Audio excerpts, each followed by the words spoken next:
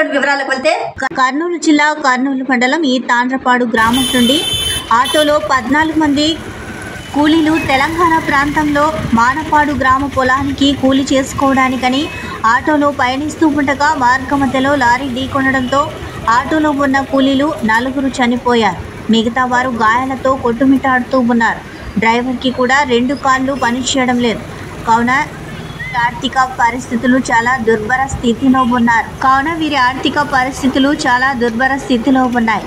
కావున గ్రామంలో ఉన్నటువంటి sarpanch Balapeera, MPTC Mahaboob Basha, MPTC Telugu Lakshmidevi Venkateswarlu, CPM party మండల సెక్రటరీ పిబి హుస్సేనయ్య వారు మాట్లాడుతూ కలెక్టర్కి అర్జీ విన్నపంలో చనిపోయిన కుటుంబాలకు ప్రభుత్వం తరపున సీఎం రిలీఫ్ ఫండ్ అయినా లేదా ఇతర ద్వారా అయినా బీద కూలీలకు ఆర్థికంగా ఆదుకోవాలని వారు కలెక్టర్ని కోరడమైనది. కలెక్టర్ కూడా స్పందించి తప్పకుండా ప్రభుత్వం నుంచి ఆదుకునేందుకు సంబంధించిన అధికారుల చేత ఎంక్వైరీ చేపిస్తామని వారికి హామీ ఇవ్వడం జరిగింది. తక్కశీలకు తీసుకుపోతుంటే అక్కడ ఉండవెల్లి డాబా దగ్గర యాక్సిడెంట్ అయ్యి స్పాట్లో ఒకరు చనిపోయినారు. తర్వాత జనరల్ హాస్పిటల్లో 3 చనిపోయినారు. దాని గురించి అసలు ఇంతవరకు ఎవరు పట్టించుకోవడం లేదు. ఏదో మేము ఇప్పుడు కలెక్టర్గా అర్జీ పెట్టినాము. అర్జీ ఇచ్చిన తర్వాత ఏదో కలెక్టర్ ఏదో ఆశిస్తారని చెప్పి ఎక్సెస్గా పట్టిస్తారని చెప్పి ఆశిస్తున్నాము. ఈ ఇవ్వడం ఉద్దేశం ఏమంటే ఆగస్టు 15వ రోజు మా గ్రామం నుంచి తెలంగాణ రాష్ట్రానికి కూలీలకు ఒక 14 మందితో పోతుంటే వెనకల లారీ యాక్సిడెంట్ అయ్యి అప్పుడప్పుడు ఒక 4 చనిపోయినారు. ఆ 4 చనిపోయిన వాళ్ళకు ప్రభుత్వం ఇంతవరకు కూడా నష్టపరిహారం ప్రకటించలేదు. వెంటనే నష్టపరిహారం ప్రకటించాలని డిమాండ్ చేయనికే ఎంపీటీసీలు 2, నేను సర్పంచ్గా హుస్సేనయ్య మేము వచ్చినాము. ఇడికి కలెక్టర్కి అర్జీ ఇచ్చినాము. ఆగస్టు 15వ తారీఖు వలస కూలీలు వెళ్ళేవారు, కూలి పని చేసుకునే వాళ్ళు 14 మంది ఆటోలు వెళ్తుంటే ఒకరు స్పాట్ పెట్టినారు. అలాగే 3 జనలాసులో చనిపోయినారు. మా డిమాండ్ వచ్చేసి కలెక్టర్ గారికి అర్జీ ఇచ్చినాము. ఆ అర్జీలో మేము చనిపోయిన బాధితులకి ఆర్థిక సాయం కోరి అర్జీ ఇవ్వడం జరిగింది. అలాగే సర్పంచ్ గారు కానీ ఎంపీటీసీలు అయితే హుస్సేనయ్య గారు అయితేనేమి దీనికి మేము మద్దతు తెలుపుతూ కలెక్టర్ గారికి మా తరపు నుంచి ఇచ్చి వాళ్ళకి నష్టపరిహారం చెల్లించాలని కోరుచున్నాం.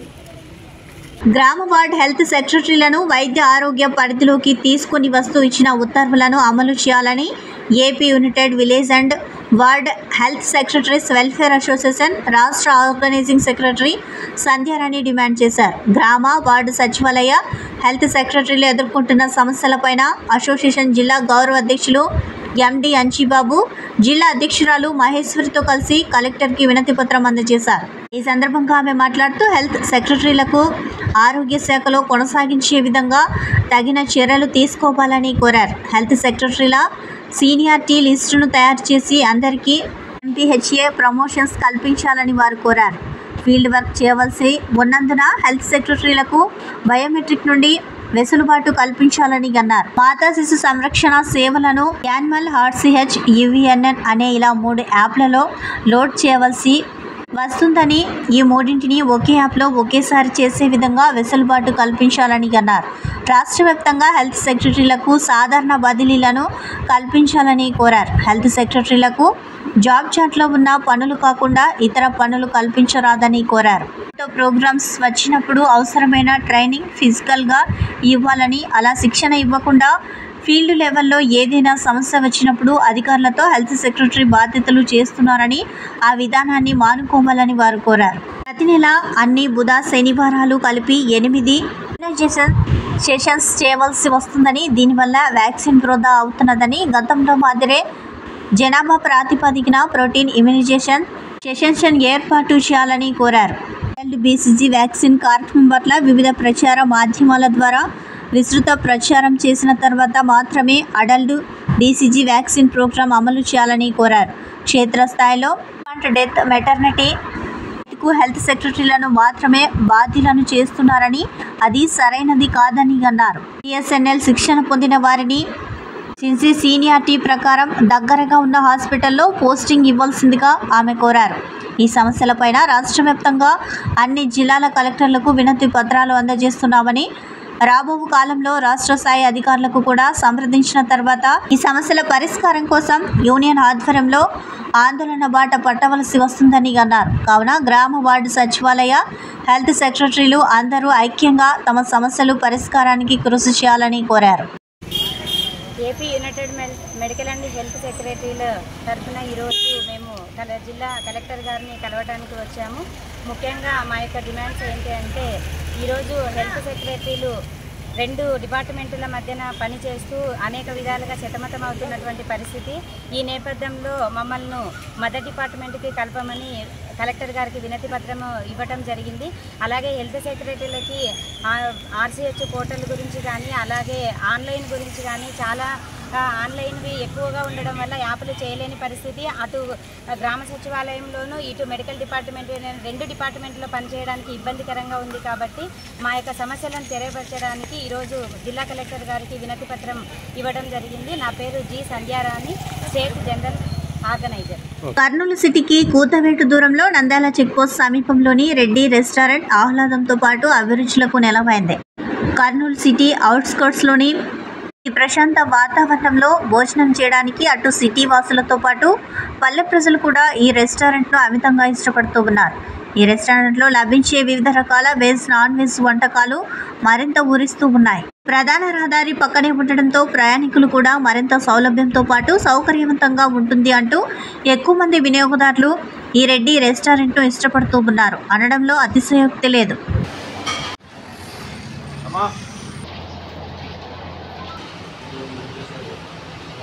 తొందర క్యాప్చర్ తొందర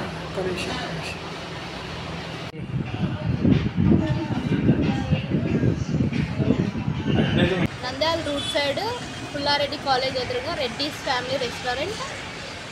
ఫస్ట్ టైం వచ్చాం. సర్వింగ్ చాలా నీట్గా ఉంది. ఫుడ్ టేస్ట్ కూడా బాగుంది. బిర్యానీస్. నంద్యాల రోడ్లో పుల్లారెడ్డి కాలేజ్ ఎదురుగా రెడ్డి ఫ్యామిలీ రెస్టారెంట్. ఇక్కడ బాగా టేస్ట్గా ఉంది. ఫుడ్ సర్వీస్ కానీ chicken biryani, mutton biryani, fish అన్ని వెరైటీస్ చాలా బాగున్నాయి. పిల్లలు పార్సల్ తీసుకురావాలంటే మళ్ళీ వచ్చి తీసుకెళ్తున్నాను. ఇక్కడ నుంచి చాలా బాగున్నారు.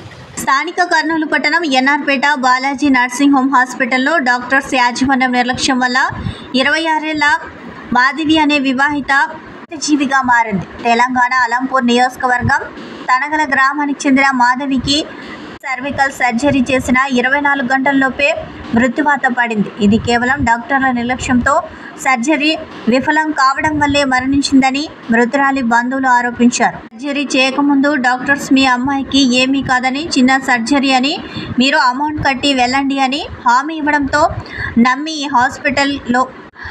ఈ హాస్పిటల్లో జాయిన్ అయ్యామని, డబ్బులు కట్టిన తర్వాత మాకు ఏమి జరుగుతుందనే సమాచారం ఇవ్వకుండా అజాగ్రత్తగా కేవలం డబ్బులు కట్టారు, పనైపోయిందన్నట్టుగా అక్కడి డాక్టర్స్ యాజమాన్యం హడావిడి చేసి మా అమ్మాయి ప్రాణాలు తీశారు అంటూ ఆవేదన వ్యక్తం చేశారు. ఈ విషయాన్ని మీడియాకు వివరణ ఇచ్చేందుకు హాస్పిటల్ యాజమాన్యం నిరాకరించింది. ఇప్పటికే ఈ హాస్పిటల్ నిర్లక్ష్యం వల్ల చాలామంది ప్రాణాలు కోల్పోయిన అనేక సంఘటనలు జరిగి హాస్పిటల్ యాజమాన్యం తీరు మారలేదు అని స్పష్టంగా అర్థమవుతూ ఉంది. నిర్లక్ష్యంగా చికిత్స చేసి అమ్మాయి ప్రాణం తీసిన డాక్టర్ నాగరాజు హాస్పిటల్ యాజమాన్యంపై DM&HO మరియు కలెక్టర్ విచారణ చేసి చట్టపరమైన చర్యలు తీసుకోవాలని బాధితులు డిమాండ్ చేశారు.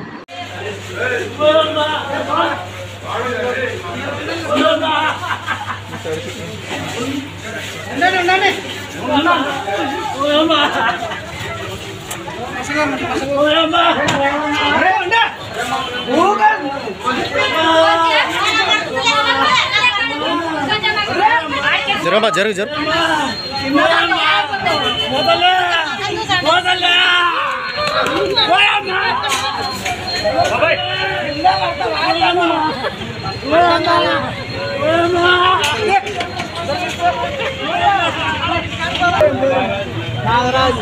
ఏ హాస్పిటల్ ఇది? ఏం హాస్పిటల్ ఇది?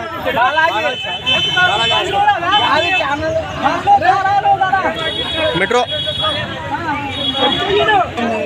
డాక్టర్ల నిర్లక్ష్యం. ఎప్పుడు జరిగింది ఆపరేషన్? ఈ టైంలో ఏ ఊరు మీది? కనగాల. ఏం పేరు అమ్మాయి పేరు? మాధవి. ఏమవుతుంది మీకు? మనవరాలు అయితే. ఎవరు డాక్టర్ ఎవరు?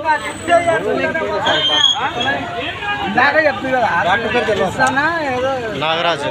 నాగరాజేనా? బాలాజీ హాస్పిటల్ నాగరాజు. ఆయనదేనా నిర్లక్ష్యం? అవునవును, ఆయనదేనా నిర్లక్ష్యం? ఏం ఆపరేషన్ జరిగింది? కేంద్ర ప్రభుత్వం ప్రవేశపెట్టిన వక్ఫ్ చట్ట సవరణను వ్యతిరేకిస్తూ 18/8/2024న గుంటూరులోని గుర్రం జాస్వా విజ్ఞాన కేంద్రం రాడిపేట 2/7లో జరుగు రాష్ట్ర సదస్సును జయప్రదం చేయాలని ఆవాజ్ రాష్ట్ర అధ్యక్షులు ఎస్ అబ్దుల్ సుబాస్, ఆవాజ్ రాష్ట్ర కమిటీ సభ్యులు పి ఇక్బాల్ హుసేన్, షేక్ మహమ్మద్ షరీఫ్లు పిలుపునిచ్చారు.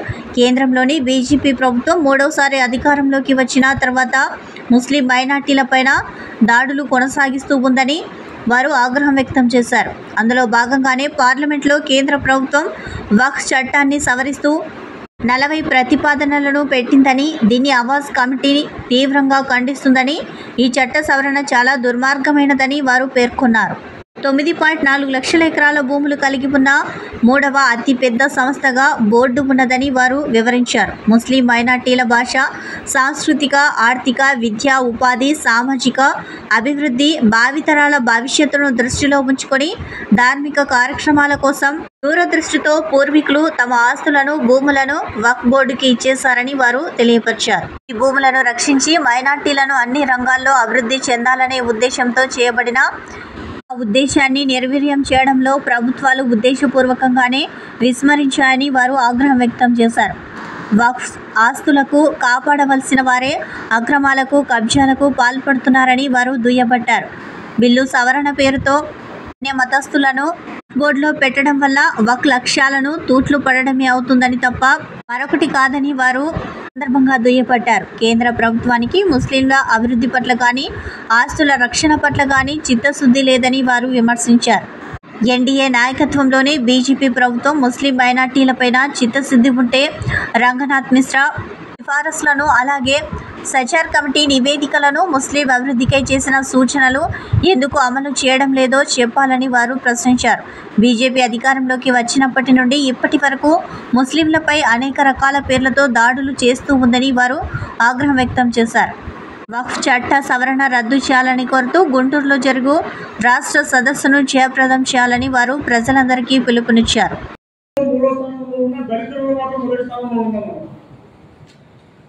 ఇది మనం చెప్పడం కాదు, సచార్ కమిటీ చెప్తూ ఉంది, రంగనాథ స్వామి కమిటీ చెప్తుంది కూడా అదే.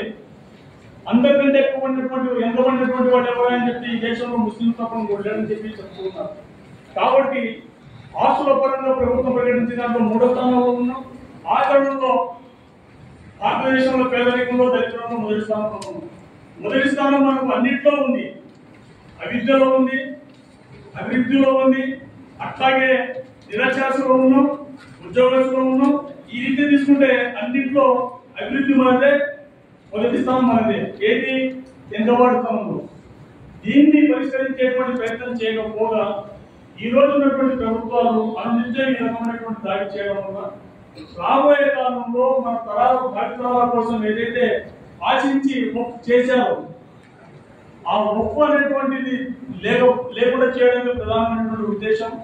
మీ అందరికీ తెలుసు, రకరకాల పేర్లు ఎన్నాల్సింది ఈ దేశమే భారతీయులది, భారతదేశమే ముస్లింలది కాదు. ముస్లింలు అనేటువంటి వాళ్ళు జొరబడి వచ్చినటువంటి వాళ్ళు. ఈ దేశమే మనది కానప్పుడు ఈ దేశంలో ఉన్నటువంటి సంపద కానీ, ఆస్తులు కానీ మనం ఎట్లయితే అనేది ఒక ప్రశ్న. బీజేపీ, ఆర్ఎస్ఎస్ వాళ్ళు చెప్తున్నది కూడా అదే. ముస్లింలు ఈ దేశంలో సెకండ్ తరగతి పౌరులు ఉండాలా, వాళ్ళ ప్రాపర్టీస్ అంతా మనకు ఉండాలనుకుంటున్నారు. అదృష్టం కానీ ఈసారి బీజేపీ పరిపూర్ణమైన రియాలిటీకి వచ్చిందే ఈ దేశంలో ఉన్నటువంటి మైనార్టీలకు ఉద్యోగాలు ఉండవు, ఉపాధి ఉండదు, ఆధార్ కార్డు ఉండదు, బ్యాంక్ బ్యాలెన్స్ ఉండదు, పొలం ఉండదు, మనది అనుకోవడానికి ఏమీ ఉండదు. మన కాళ్ళ కింద ఉన్నటువంటి స్థలంలో మనకి కాకుండా చేసేటువంటి ఒక ఆలోచన, దుస్సాలోచన కేంద్ర ప్రభుత్వానికి బీజేపీ. ఏమైనా ఇంత జరిగినప్పటికీ, ఇన్ని ఉన్నప్పటికీ ఏ ఉద్దేశం అయితే వాళ్ళకు ఉందో దాన్ని దొడ్డిదారులు పార్లమెంట్లో ప్రవేశపెడుతూ ఉన్నారు. ఆ ప్రవేశపెట్టినటువంటిది కూడా చట్ట సవరణ ఒక పక్కేమో హిందూ దేవాలయాల దగ్గర కానీ లేక హిందూ పుణ్యక్షేత్రాల దగ్గర కానీ అన్ని మతస్థులు వ్యాపారాలు చేయమని చెప్పి పెద్ద ఎత్తున దాడి చేస్తున్నారు. అవసరమని చెప్పి భౌతికలు జరుగుతూ ఉన్నాయి. అది శ్రీశైలంలో జరిగింది, ఓడకుందని చెప్పి అక్కడ జరిగింది, అట్లా ఇతర ప్రాంతాల్లో కూడా జరిగింది, పెద్ద అభివృద్ధి జరిగింది. ఒక పక్క ఏమో అన్ని మతస్థులు ఇక్కడ ఉండకూడదని చెప్తారు, రెండో పక్క ఒక్కోళ్ళు మాత్రం అన్ని మతస్థులు ఉండాలని చెప్పి చెప్తారు. ఇది ఎక్కడ న్యాయం అని చెప్పేసి అడుగుతున్నాం. కలెక్టర్లో పౌరిస్తారంట. కలెక్టర్లో పౌరిస్తే ఏమిటి? ఇప్పుడు దాకా ఉన్నటువంటిది ఏమంటే కలెక్టర్లకు మొత్తం ఆర్ఎస్ఎస్ బీజేపీ భావజాలంతో ఉన్నటువంటి అధికారులే ఉన్నారు. వాళ్ళ చేతిలో ఇస్తే రాబోయే కాలంలో డైరెక్ట్ వాళ్ళే అమ్మేస్తారు, లేకుంటే వేరే వాళ్ళకి ఇచ్చి మనకి పురుషులు చూస్తారు. ఇది జరగబోయేటువంటిది. దీని అవాచనం వ్యతిరేకిస్తుంది.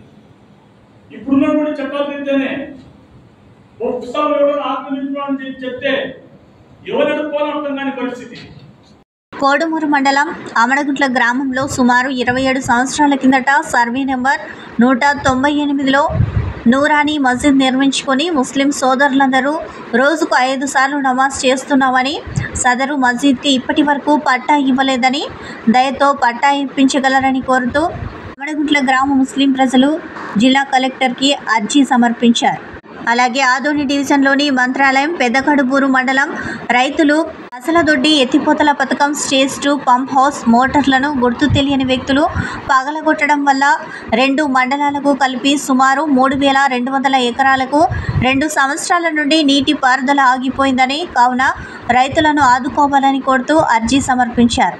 అలాగే కృష్ణగిరి మండలం అమకతాడు రెవెన్యూ పరిధిలోని మాదాపురం గ్రామంలో ఉన్న ఎస్సీ మాదిగలకు ప్రభుత్వం అసైన్మెంట్ కమిటీ ద్వారా డి పట్టా భూములను కేటాయించిందని, సదరు భూములను గ్రామంలోని ఇతరుల పేరు మీద ఆన్లైన్ అడంగల్ B1 రెవెన్యూ అధికారులు ఎక్కించారని అన్నారు. ఈ పట్టా బాధితులకు న్యాయం చేయాలని కోరుతూ మాదిగ రిజర్వేషన్ పోరాట సాధన సమితి వర్కింగ్ ప్రెసిడెంట్ అర్జీ సమర్పించారు.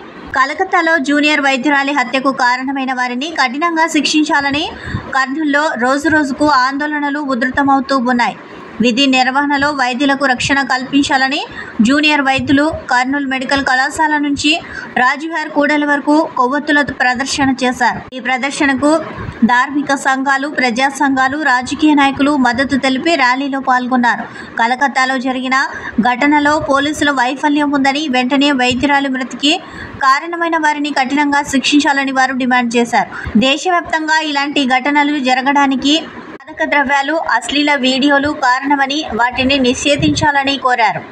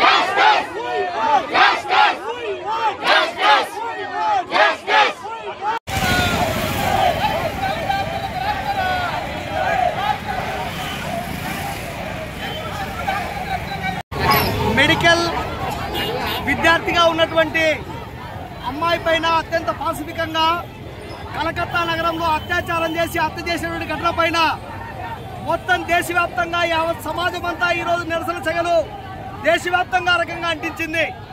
అయినా సరే కేంద్ర ప్రభుత్వానికి కానీ, ఆ రాష్ట్రంలో ఉండేటువంటి రాష్ట్ర ప్రభుత్వానికి కానీ చీమ గుట్టినట్టు కూడా లేదు అని చెప్పేసి మేము ఆరోపిస్తా ఉన్నాం. ఎందుకంటే దాదాపు కేవలం కలకత్తా నగరంలోనే కాదు, ఉత్తరాఖండ్ లో ఒక అత్యాచారం జరిగింది, కర్నూలు జిల్లాలో పసి పాప పైన అత్యాచారం జరిగింది, దేశవ్యాప్తంగా 10 నిమిషాలకు ఒకసారి ఈరోజు మహిళల పైన అఘాయిత్యాలు జరుగుతూ ఉన్నాయి. రోజుకో చోట అత్యాచారాలు, హత్యలు జరుగుతూ ఉన్నాయి. కానీ ఈ దేశంలో ఉండేటువంటి ప్రభుత్వానికి పట్టడం లేదు. ఈరోజు ప్రభుత్వం చేస్తున్నటువంటి పని ఏమంటే టిక్ టాక్ లాంటి వీడియోలను బంద్ చేస్తా ఉంది. మరి ఫోన్ వీడియోలు ఏం చేశాయి? మొత్తం వ్యవస్థను చెడుదారు పట్టిస్తా ఉన్నాయి. ఫోన్ వీడియోలు ఎందుకు రకంగా మీరు నిషేధించట్లేదు? ఈరోజు అసాంఘిక కార్యకలాపాల పైన ఎందుకు మీరు ఉక్కుపాదం పోవట్లేదు అని చెప్పి అడుగుతా ఉన్నాం. అత్యాచారాలు జరిగిన తర్వాత ఫాస్ట్ ట్రాక్ కోర్టులు ఏర్పాటు చేసి సత్వరమే విచారణ జరిపించి దోషులను కఠినంగా శిక్షించాలి. కానీ అలాంటి వ్యవస్థ, అలాంటి న్యాయ వ్యవస్థ లేకోకుండా పోతా ఉంది. కాబట్టి ఈ ప్రభుత్వాలు మేము కోరుతా ఉన్నాం, వచ్చినప్పుడు కంటి తుడుపు చర్య కాదు మీరు చేయాల్సింది. ఈరోజు దేశమే సిగ్గుపడే విధంగా సాక్ష్యాలు మాయం చేసేటువంటి ప్రయత్నం చేశారు. ఈరోజు రాజ్యం మొత్తం తలదించుకోవాల్సినటువంటి పరిస్థితికి ఈ దేశ ప్రభుత్వం తీసుకొని వచ్చింది. కాబట్టి వెంటనే కఠినమైన చర్యలు తీసుకోవాలి. డాక్టర్లకు రక్షణ చట్టాన్ని వెంటనే తీసుకురావాలి. ఈ కేంద్ర ప్రభుత్వం డాక్టర్లకు రావాల్సినటువంటి రక్షణ చట్టాన్ని తయారు చేసి దాన్ని చట్టాన్ని ఆమోదించుకోకుండా పార్లమెంట్ లో ఆపింది. వెంటనే దాన్ని అమలు చేయాలని చెప్పేసి ఈ సందర్భంగా మేము కేవీపీఎస్ గా డిమాండ్ చేస్తా ఉన్నాం. ఐఎంఏ పిలుపు మేరకు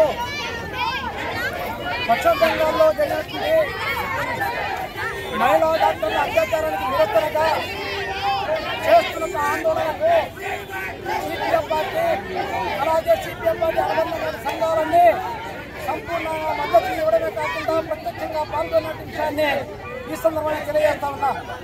ఈరోజు మనం చూస్తుంటే దేశంలో 2014 నుంచి 2024 వరకు ఏ రాష్ట్రంలో చూసినా మహిళలకు రక్షణ లేకుండా పోయిందన్నటువంటి చాలా స్పష్టంగా అర్థమవుతుంది. అది గుజరాత్ సంఘటన కానివ్వండి, లేదు హత్రాస్ సంఘటన కానివ్వండి, లేదు ఇక్కడ ఉత్తరప్రదేశ్ సంఘటన కానివ్వండి, వారణాసి సంఘటన కానివ్వండి, లేదు నిన్న జరిగినట్టు కలకత్తా సంఘటన కానివ్వండి, ఎక్కడ కూడా మహిళలపై దాడులు, అత్యాచారాలు జరుగుతుంటే కేంద్ర రాష్ట్ర ప్రభుత్వాలు కళ్ళు చెవులు మూసుకుని కూర్చోవడం తప్ప, ఎంక్వైరీ పేరుతో కొన్ని కమిటీలు వేసి కాలయాపన చేయడం తప్ప ఒక సమగ్రమైనటువంటి విచారణ జరిపి ఇట్లాంటి సంఘటనలు జరగకుండా చర్యలు తీసుకునే దాంట్లో మాత్రం కేంద్ర రాష్ట్ర ప్రభుత్వాల వైఫల్యం చెందారనే విషయాన్ని ప్రజలు గమనించాలని కోరుతా ఉన్నాం. సిపిఎం పార్టీగా కోరుతా ఉన్నాం. ముందు ఫోన్ వీడియో ఏదైతే ఉందో దాన్ని ముందు రద్దు చేయాలని కోరుతా ఉన్నాం. డ్రగ్స్ మాఫియా ఏదైతే ఉందో దాన్ని అరికట్టి దేశంలో డ్రగ్స్ మాఫియాను అరికట్టాలని కోరుతా ఉన్నాం. అదే కాదు, ఎక్కడైతే పోలీసుల రక్షణ లేదో అట్లాంటి చోట పోలీసుల రక్షణ కల్పించాలి. అదే కాకుండా పోలీసుల రక్షణ సమస్యలు కొన్ని జరుగుతూ ఉన్నాయి. కలకత్తాలో జరిగిన సంఘటన చూస్తుంటే ఎవరైనా పోలీసు యూనిఫామ్ ఒకటే లేదు, పోలీసు డ్యూటీలో ఉన్నటువంటి పోలీసు అధికారిగా వ్యవహారం చేసేటువంటి దుర్మార్గుడు ఒక డాక్టర్ పై అత్యాచారం చేస్తే పోలీసు వ్యవస్థ ఏం స్పందించింది? అబద్ధమాడుతుంది. అత్యాచారం కాదు, ఆత్మహత్య చిత్రీకరించే ప్రయత్నం చేస్తా ఉన్నారు. మొత్తం కూడా ఈ రోజు వచ్చిన తర్వాత దేశమంతా ఒక్కసారి ఆందోళన చెందుతున్న వచ్చాయి. అందుకోసం సిపిఎం కోరుతా ఉన్నాం, ఏ ప్రభుత్వం అయినా అది కేంద్ర ప్రభుత్వం కానీ అది రాష్ట్ర ప్రభుత్వం కానీ వాళ్ళ బాధ్యత వహించాలి. దీంట్లో సమగ్ర విచారణ జరిపించాలి. రాబోయే కాలంలో ఇలాంటి సంఘటన జరగకుండా ఉండాలంటే ఒక సమగ్రమైన చట్టం తీసుకురావాలని చెప్పి సిపిఎం పార్టీగా డిమాండ్ చేస్తా ఉన్నాం. కలకత్తాలో జూనియర్ డాక్టర్పై జరిగిన అత్యాచారానికి బాధ్యత వహిస్తూ మమతా బెనర్జీ రాజీనామా చేయాలని ఐద్వా సీనియర్ నాయకురాలు నిర్మలమ్మ, జిల్లా కార్యదర్శి అలివేలమ్మ, ఎస్ఎఫ్ఐ జిల్లా కార్యదర్శి అబ్దుల్లా, డివైఎఫ్ఐ జిల్లా కార్యదర్శి నగేష్, జూనియర్ డాక్టర్ల అసోసియేషన్ నాయకులు భార్గవ్, అఖిల్ డిమాండ్ చేశారు. ఈరోజు కేవీఆర్ కాలేజ్ నుండి రాజ్విహార్ సర్కిల్ మీదుగా ర్యాలీ చేసి అనంతరం వారు మాట్లాడారు. కలకత్తాలో జూనియర్ డాక్టర్పై జరిగిన అత్యాచారం మానవజాతి సిగ్గుపడాల్సిన సంఘటన అని అన్నారు. అత్యాచారం చేసిన నిందితులను శిక్షించాలని డిమాండ్ చేస్తూ దేశం మొత్తం ఆందోళన జరుగుతూ ఉంటే మమతా బెనర్జీ వ్యవహారం నిందితులకు సహకరించేలాగా ఉందని అన్నారు. మహిళలపై జరిగిన అత్యాచారం కాదని ఆత్మహత్యని ఎవరైతే చెప్పి రాజీనామా చేసిన ప్రిన్సిపల్ ఉన్నారో అతనికి మరుసటి రోజే వేరొక కాలేజీకి ట్రాన్స్ఫర్ చేయడం, అధికారులు సంఘటన జరిగిన ప్రాంతానికి వెళ్లేసరికి సమాచారాన్ని ధ్వంసం చేయడం చూస్తూ ఉంటే నిందితులను కాపాడడానికి చేసే ప్రయత్నం తప్ప మరొకటి కాదని ఆవేదన వ్యక్తం చేశారు. ఒక పక్క మహిళల కోసం నేను సైతం అంటూ ఆందోళన చేస్తూ మరోవైపున ఆందోళన చేస్తున్న వారిపై రౌడీ మూకలతో దాడి చేయించడం దేనికి నిదర్శనమని ప్రశ్నించారు. నిందితుల్లో వారి ప్రభుత్వంలో ఉండే ఎమ్మెల్యేలు, మంత్రుల పిల్లలు ఎవరైనా ఉన్నారా? ఉన్నప్పటికీ పాలకులకు ఒక న్యాయం, ప్రజలకు ఒక న్యాయమా అని అన్నారు. సంఘటన జరిగి 10 రోజులవుతున్నా కేంద్ర ప్రభుత్వం నరేంద్ర మోదీ ఆ ప్రాంతానికి వెళ్ళకపోవడం, ఆ కేసును వేగవంతం చేయకపోవడం చూస్తూ ఉంటే ఇద్దరు కలిసి ఏమైనా చేస్తున్నారా అని అనుమానాలు వ్యక్తమవుతున్నాయని అన్నారు. మహిళలపై జరుగుతున్న అత్యాచారాలు, హత్యలు, దాడులు, దౌర్జన్యాలన్నింటికీ కారణం మద్యం, అశ్లీలతే కారణమని, ప్రభుత్వానికి మహిళలపైన చిత్తశుద్ధి ఉంటే వెంటనే వాటిని అరికట్టాలని, అత్యాచారం చేసిన మానవ మృగాలను వెంటనే పట్టుకొని శిక్షించాలని డిమాండ్ చేశారు. ఈ కార్యక్రమంలో డివైఎఫ్ఐ జిల్లా అధ్యక్షులు రాఘవేంద్ర, ఎస్ఎఫ్ఐ టౌన్ కార్యదర్శి సాయి, ఐతివ నాయకురాలు మాలాన్, వేనమ్మ, ఎస్ఎఫ్ఐ నాయకులు అమర్, అర్యాన్, మనోహర్, హర్ష, యోగి తదితరులు పాల్గొన్నారు.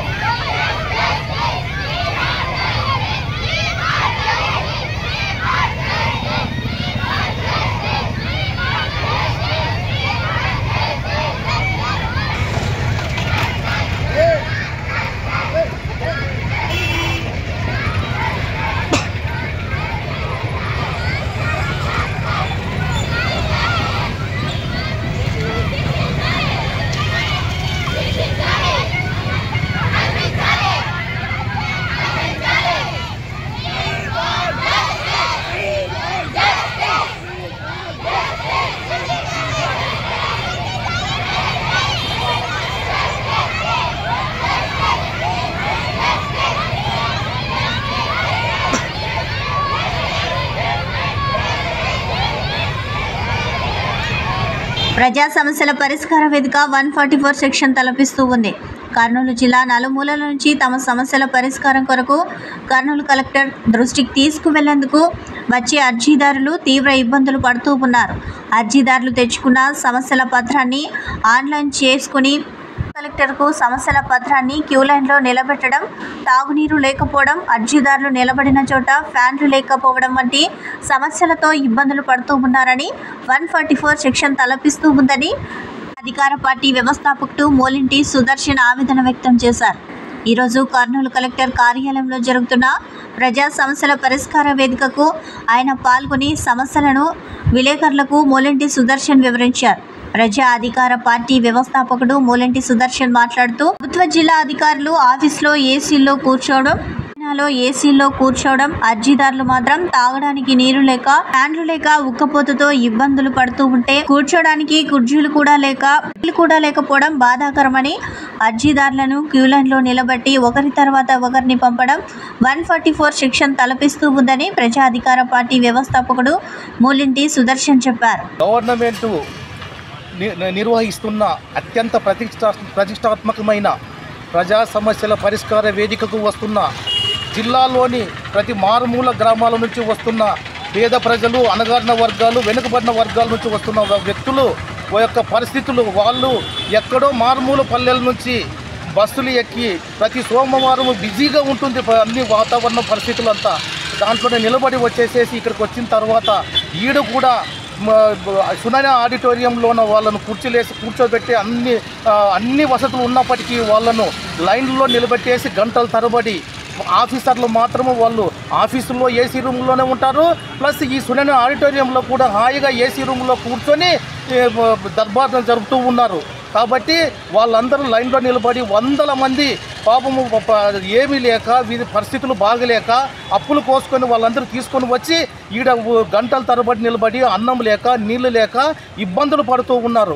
వాళ్ళకు చెప్పడానికి కూడా వాయిస్ లేకోకున్నట్లు, గట్టిగా ఉన్నట్లు, ఎక్కడిదెక్కడ పోలీసులను పెట్టి కట్టుదిట్టం చేసేసి వాళ్ళకు చెప్పే విధానం కూడా లేకోకున్నట్లు నోరు నొక్కేసే ప్రయత్నం జరుగుతూ ఉంది. నేను ఈ విధానం చెప్పే విషయం ఏమంటే, కాబట్టి వాళ్ళని ఖచ్చితంగా మినిమం నీటి వసతి కల్పించాలి. మరియు వాళ్ళని ఏదైనా కూడా అవసరమైతే భోజన వసతులు కల్పించాలి. వాళ్ళకు ఈ వార్తలు ఇంతటితో సమాప్తం. నమస్కారం.